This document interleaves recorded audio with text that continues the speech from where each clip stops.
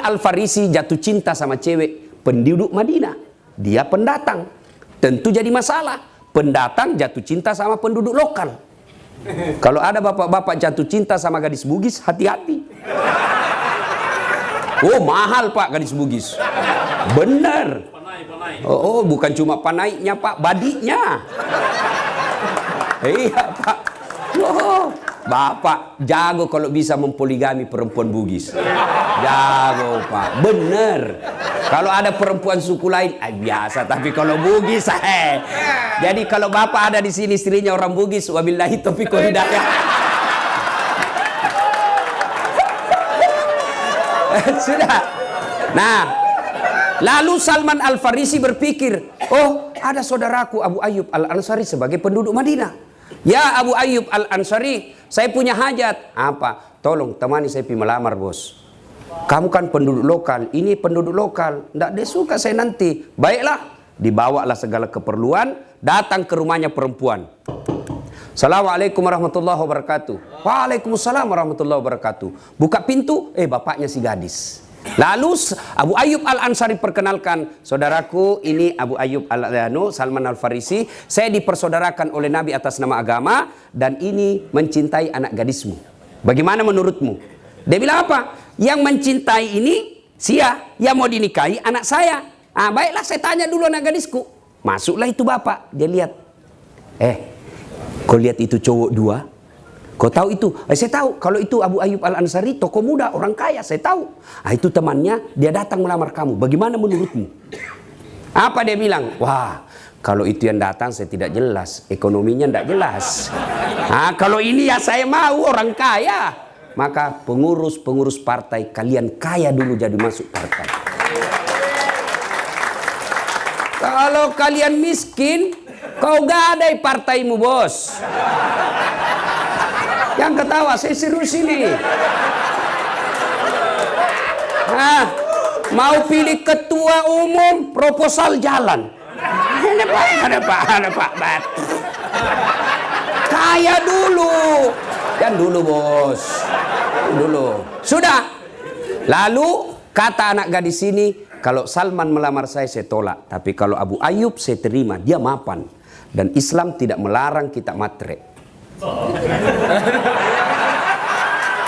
Tetapi tidak menghalalkan segala cara. Beda itu bos. Berpikir mau kaya, baik kau kaya dulu. Orang kaya lebih gampang masuk surga daripada orang miskin. Iya, tidakkah Umar bin Khattab menjelaskan kemiskinan dan kebodohan mendekati kekufuran?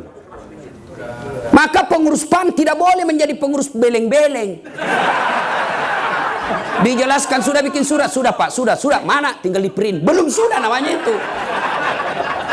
Akhirnya disampaikan sama bapaknya ini gadis, Abu Ayyub mohon maaf, kalau kau yang lamar anakku dia terima, tapi kalau temanmu tidak diterima. Kalau bapak ajak teman melamar lalu begitu jawaban, bagaimana pada jawaban bapak? Kalau saya misalnya bapak, Pak Zul, temani saya pergi melamar. Ternyata cewek yang disuka, Pak Sul yang disuka. Hancur saya. Seandainya saya akan injak kakinya. Saya tahu begini saya tidak bawa kau cilaka. Tapi dengar apa kata Salman Al-Farisi. Abu Ayyub, nikahi dia. Semua perbekalan yang saya bawa, saya hadiahkan kepadamu untuk menjadi maharnya calon istri.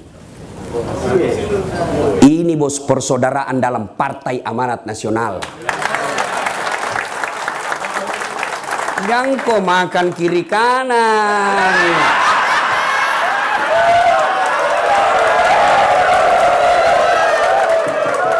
Bos, saya serius. Demi Allah, kalau Anda punya belang-belang sifat seperti itu, kalian dapat duitnya, kalian dapat jabatannya, tapi hina kalian di depan manusia, di depan Allah di akhirat. Bahkan demi Allah, bukan cuma kalian yang hina, anak ahli warismu akan jadi hina. Nanti jadi bupati, jadi gubernur Pak Hilmi Hasan, saudaranya Pak beliau, ustadzku.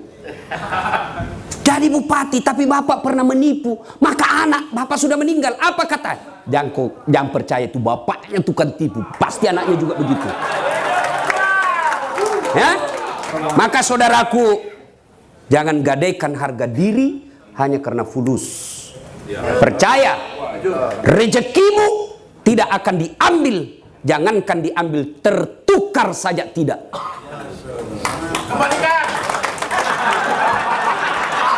Sudah ada ke pembagian?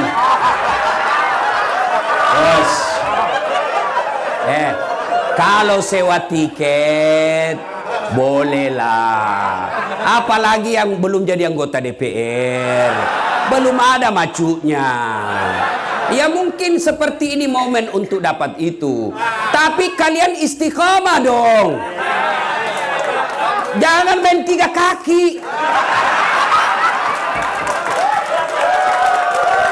Ini bukan lagi 2 kaki, 3 kaki, bos. Lalu apa efeknya? Selain kau punya harga diri hancur, maka bisa jadi duitmu itu yang kau makan akan menolak doa-doanya di hadapan Allah. Hah? Mau ikut pilkada 2020, ternyata dia makan duit sogok. Dia berdoa kepada Allah, ya Allah kabulkan, saya mau jadi bupati, saya mau jadi gubernur. Tapi doanya tidak diijabah. Kenapa? Dalam darah dagingnya ada barang haram. Kau Tony bilang gaspol. Iya toh. Maka Pak, salah satu sebab rusaknya negara kita kalau politisi selalu yang ada di otaknya duit, duit, duit. Itu rusak negara kita. Bos, jangan pernah kalian sangka buruk soal rezeki. Itu Allah yang ngatur. Rezekimu jangankan diambil, tertukar tidak. Tahu cicak? Apa namakan nyamuk? Cicak, apa dia makan itu cicak? Nyamuk, ndak masuk di akal toh. Satu di dinding, satu terbang. Di mana ketemu? Ndak ada terminalnya. Iya toh, cicak cuma di dinding. Nyamuk terbang, gimana caranya? Nggak masuk akal. Tapi Allah yang ngatur rezekinya cicak. Cicak di dinding, diam-diam merayap. Datang seekor nyamuk. Nyamuk yang datang.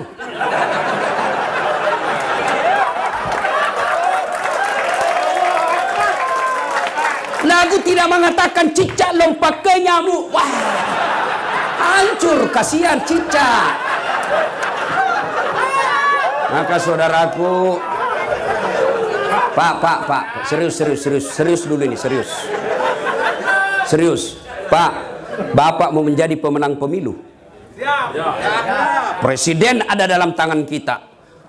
Menteri kita yang kendalikan. Caranya, bersihkan partaimu dari money politik. Kalau kalian saja baku tipu-tipu, gimana kau mau besar, bos? Gubernurnya partai lain, wakilnya PAN. Dia doakan mudah-mudahan ditangkap supaya dia jadi gubernur. Wah, hendak begitu orang Islam, bos. Doakan kalian maju sama-sama. Jangan kalian maju dengan menjatuhkan orang lain. Tidak begitu orang beragama. Maju bareng-bareng. Satu, jadilah bersaudara. Bukan karena jabatan, bukan karena harta, tapi karena kepartaian yang mempersaudarakan kalian. Dan jangan menjadi kutu loncat. Saya tidak tahu kenapa orang yang suka pindah-pindah disebut kutu loncat. Padahal kuda juga loncat juga. Ini menjadi kambing hitam juga dijadikan. Satu, karena waktu yang terbatas. Dua, saya tamat SMA, daftar tentara. Mau jadi akabri penerbang. Karena waktu itu setiap saya lihat pesawat depan di atas kampung saya teriak, kapal terbang, ayo. Sampai saya masuk di got. Saya bilang waktu itu bisa jitu nanti saya naik pesawat saya meninggal. Akhirnya saya cita-cita jadi akabri penerbang. Daftarlah saya di jalan Garuda depan kantor Pertamina. Tes tidak lulus. Kenapa? Ceper. Tidak cukup tinggiku, bos. Kurang lebih di Eko. Kurang lebih. Ya. Teman saya lulus. Waktu itu beliau lulus polisi. Sekarang dia di Sulbar reserse. Pakai baret merah. Saya lulus di Sospol jadi dosen dan sekarang jadi ustadz. Malah pakai baret putih. Tapi subhanallah, alhamdulillah, dengan baret putih yang saya pakai, mulai baret hitam sampai baret merah, ku caramai ko semua. Allah kasih yang terbaik. Gagal jadi akabri, saya masuk fakultas kedokteran, mau jadi dokter. Saya ikut bimbingan tes. Saya sholat tahajud 40 malam berturut-turut. Saya nasar puasa. Saya ikut termasuk juara terbaik di sekolah saya.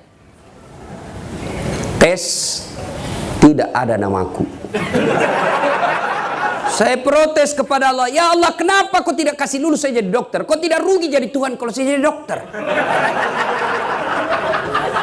Saya tahu jawabannya setelah saya lulus Sospol, pulanglah saya kuliah di depan Al-Ghazali yang sekarang Universitas Islam Makassar. Terjadi tabrakan. Perintis kemerdekaan. Berceceran darah di aspal. Saya turun tolong dia. Dia yang tabrakan, saya yang pingsan. Ternyata saya tidak bisa lihat darah. Seolah-olah Allah ingin berkata kepada saya, Das'ad, gimana kau mau jadi dokter? Kau tidak bisa lihat darah. Teman saya yang lulus fakultas kedokteran sekarang tugas di Kepulauan Aru. Sebelum lebaran saya telepon, Dok, pulang ke lebaran. Orang tuamu, wah, tiket mahal. Kalau kita pegawai, tidak cukup kalau tiap tahun kita pulang. Satu keluarga bisa puluhan juta. Tiket mahal, Ustadz. Dalam hatiku, untung saya tidak jadi dokter. Saya sekarang tidak pernah bingung soal tiket. Siapa yang beli? Pak Zulkifli Hasan. Kecil bos soal tiket, kecil. Hebatnya lagi Pak, saya pergi tidak bawa uang, pulang bawa uang. Maka hikmahnya saudaraku, jangan pernah sangka buruk. You gagal anggota DPR, jangan pindah partai. Kalian kalah bertanding, jangan sangka buruk, itulah yang terbaik. Jangan sangka buruk, baik sangka. Kok saya tidak terpilih? Allah tahu kalau terpilih ada kasus besar di kantormu, semua terseret. Allah tahu. Jangan pernah sangka buruk. Demi Allah, tidak ada kebahagiaan bagi mereka yang selalu sangka buruk. Berpartai juga begitu. Kalian WhatsApp, SMS Pak Ketum, tidak dijawab, sangka baik. Oh, mungkin lagi sidang. WhatsApp lagi tidak dijawab. Oh, mungkin lagi tadarus. Jawab lagi tidak dijawab. Sudah, sangka baik saja. Maka Bapak akan tenang. Semakin Bapak pelihara sangka buruk, semakin Bapak tidak bisa tenang dalam berpartai. Saya tahun 2014 ikut pilkada, Pilwali Makassar. Bapak orang Makassar kan tahu. Saya ikut Pilwali Makassar, 10 pasang calon. Kalah? Tidak. Yang menang lebih banyak suaranya. Ini namanya sangka baik. Belum tentu lebih hebat dari saya. Tapi alhamdulillah, dengan tidak jadi wali kota, saya bisa keliling sampai ke luar negeri. Ke Roma, ke Italia, ke Jerman, ke Amerika, ke Belanda. Tuh. Ya. Sudah? Cukup? Hah? Maka saudaraku bersangka baiklah. Pernah dengar cerita orang hamil 3 bulan, 3 tahun, 4 tahun menikah tidak hamil-hamil. Tahun kelima dia ke dokter, periksa. Kata dokter kandungan, Bu, alhamdulillah ibu sudah terlambat 2 bulan. Senanglah dia. Dia pulang ke suaminya, Pak, saya terlambat 2 bulan, alhamdulillah. Tapi jangan cerita dulu Bu ya, nanti malu kalau kita tidak jadi lagi. Baik, ini rahasia berdua. Beberapa hari kemudian datang petugas PLN. Assalamualaikum Ibu. Waalaikumsalam Pak. Siapa ya? PLN. Kenapa Pak? Ibu terlambat 2 bulan. Wih, kenapa dia bisa tahu ini? Wah, langsung sangka buruk sama suaminya. Pasti ini lagi yang cerita ini. Sudah janji tidak cerita, Pak ini cari. Datanglah suaminya masih capek, keringatan. Assalamualaikum. Apa assalamualaikum, assalamualaikum. Kenapa Kenapa itu PLN tahu saya terlambat 2 bulan? Bukan saya, pasti kamu. Marah juga lah suaminya, dituduh. Lalu dia datang ke PLN. Ada apa kau tahu-tahu istriku terlambat 2 bulan? Dia bilang, ada catatannya Pak. Untuk apa kau catat-catat? Hapus itu. Boleh, tapi Bapak bayar dulu. Karena saya tidak mau bayar. Ya terpaksa punyanya Bapak diputus. Kalau punya aku diputus, apa dia pakai istri saya di rumah? Terpaksa pakai lilin.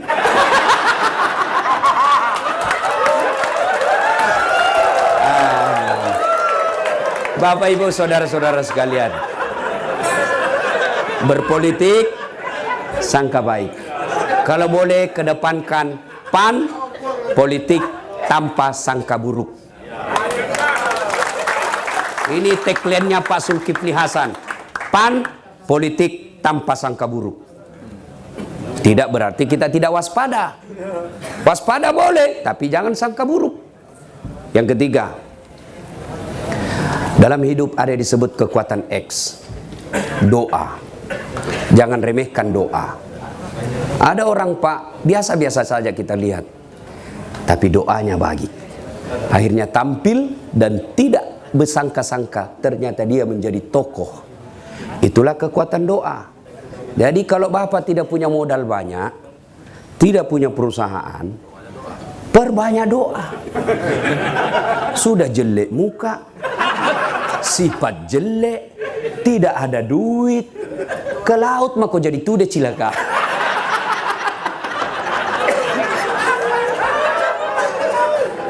Yang keempat, untuk kita, Partai Amanat Nasional.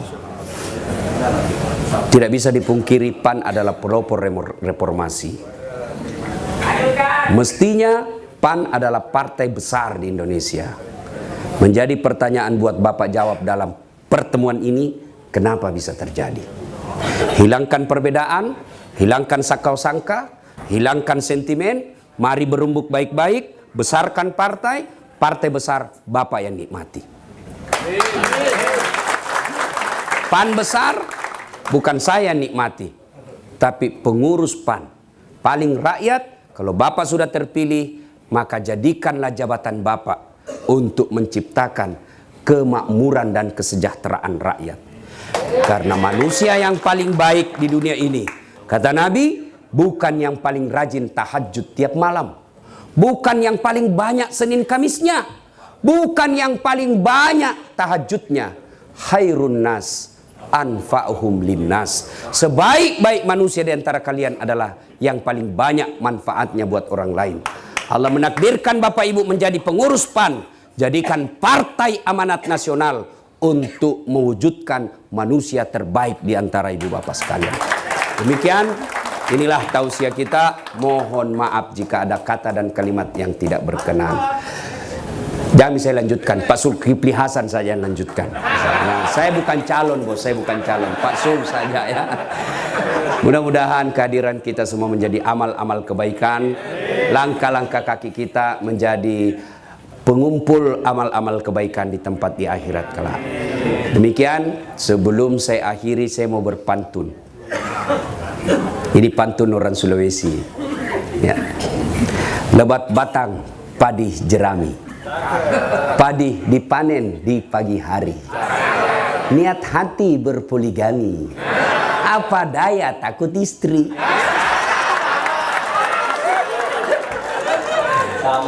Burung cendrawasih terbang tinggi, mencari makan di pagi hari.